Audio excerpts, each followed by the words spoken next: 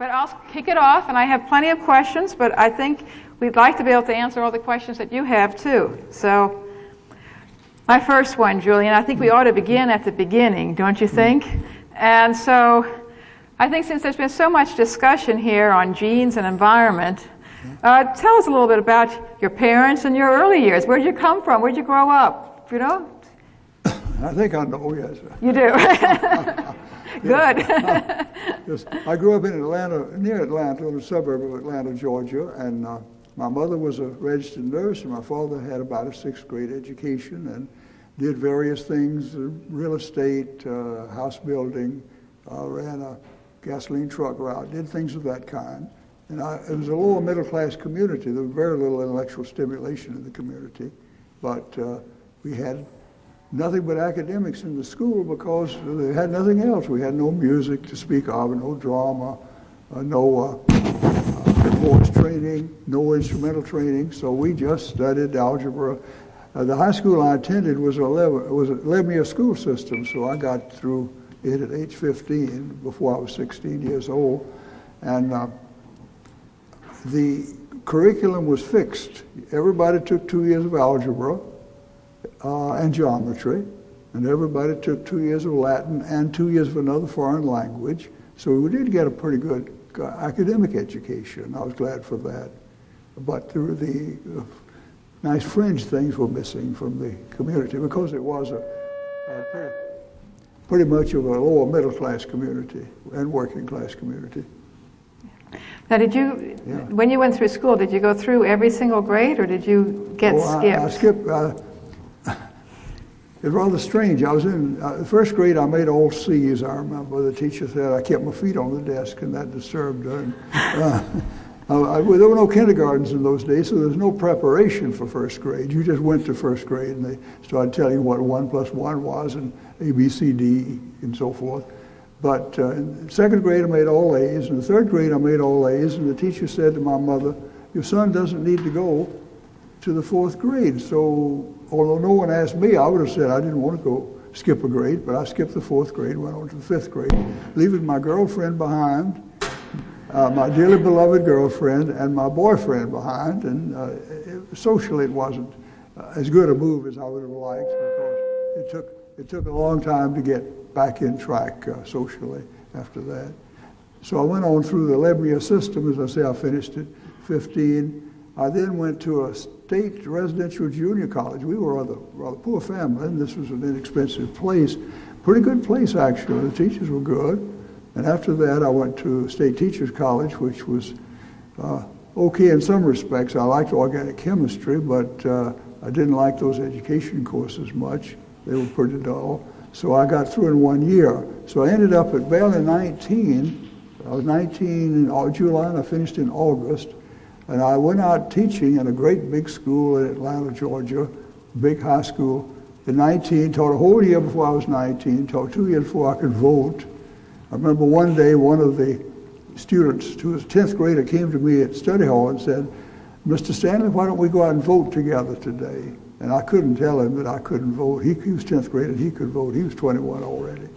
So my professional life has been a total of 65 years so far because I started so early in 1937. And I've been, aside from some detour during the war years when I spent 44 months in the Air Force, been entirely devoted to professional things.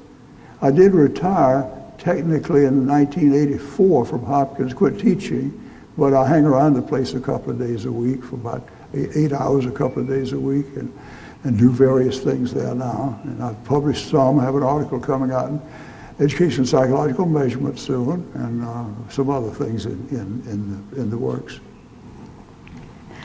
Well, going back again, just one more thing I'd like to pick up on.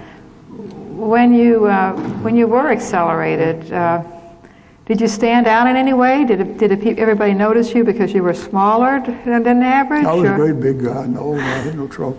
On my 12th birthday, I was 5 feet 10 and a half inches tall and weighed 145 pounds. And I was almost a giant. My best friend weighed 88 pounds. And people thought I was mentally retarded because he had this great big guys around this little kid. So it wasn't entirely a help. But on the other hand, it kept me from looking so conspicuous as if I'd been 4 feet tall. So at the time, if somebody had asked you, you wouldn't have wanted to accelerate, but now you're looking back on your experiences, do you think it was the right decision, or are you glad you did it? Well, it made me more academic, I'm pretty sure, because I lacked, in the 5th, 6th, and 7th grades, I lacked a good deal of social life, because I wasn't in with my age, not a lot of my age groups, but just my friends. I moved to a big elementary school where I knew nobody, and nobody knew me, and I think that probably I benefited in the long run from a more academic approach. I never was very good mechanically. My father was a mechanical, not genius, but a very able fellow mechanically, and one day in disgust he said to me, "Son, you better make your living with your brain because you'll never make it with your hands." And that's one about the best advice I ever got in my life, I think. Yeah. Well, you know, you have spent a lifetime making sure, or at least half of a lifetime, making sure that bright kids aren't bored. Yet, when I remember back to Hopkins days and you reminisced about your days during World War II, you said that boredom was your greatest stimulator for you to actually achieve even more. You know, World War II was a great favor for me, although I didn't think so at the time. 28 months overseas and 44 months in the service, which was the exact duration of World War II, was a great deal. But the GI Bill came along, and I'd been a fairly casual undergraduate student at this, this rudimentary teacher's college. So I thought, well, I'm still single, I'm 27, I'll take advantage of this GI Bill. I'll go to a good school. I've been going to these routine schools, and I'll go to a real good one. So I applied to Harvard and Yale and Chicago and Columbia, and I got into Harvard for the Harvard Graduate School of Education. And I went up there 8 years after I'd finished my bachelor's at this teacher's college, and I was terrified. I thought, I'm going to flunk out of this place. This is a tough place. And I worked extremely hard, and I discovered I like to work extremely hard. I like to do important things.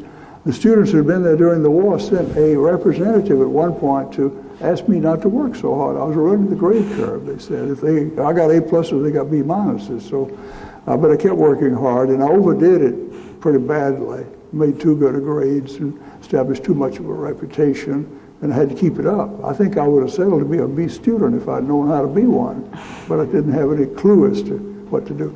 But it was interesting that there was a fellow in my class, you know, one of these marker people, I would call him, who was the grandson of a Nobel laureate and the son of a professor in the medical school at Harvard.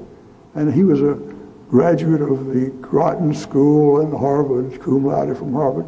And I discovered to my great surprise that I was as able as he was, and I knew as much as he did. I couldn't believe that after the routine background. But one thing I need to tell you, I did teach school 4.5 years. I taught a variety of subjects 4.5 years before the war. So I, in effect, had 3 careers.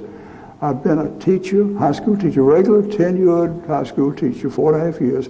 And then from after the war and after my doctoral training at Harvard, I had, from 1949 to 71, a career in psychometrics, and I was enjoying it. But then about that time, I got a big grant from the Spencer Foundation to work with mathematically talented youngsters, and that took me out of the psychometric area almost entirely. And so I've had basically 3 different careers, and I've enjoyed all of them. But it's been wonderful to be able to shift from one to the other, and not just be stuck in something. The last thing I did was, I guess, a major contribution, I hope, was a big, long chapter on reliability theory in the educational measurement handbook that Bob Thorndike edited. And I worked hard. I was at the Center for Advanced Study in the Behavioral Sciences for a couple of years, and I had time to really work on it. But when I got through with the chapter, some of you know that chapter probably, reliability theory, classical theory, very heavily mathematical treatment. I began to think, well, surely Cronbach can understand this, and J. Millman and a few others, but I don't know what I've done here. I've written a treatise which is useful as a reference for the people who can use it, but which is not intelligible to a lot of people. So about that time,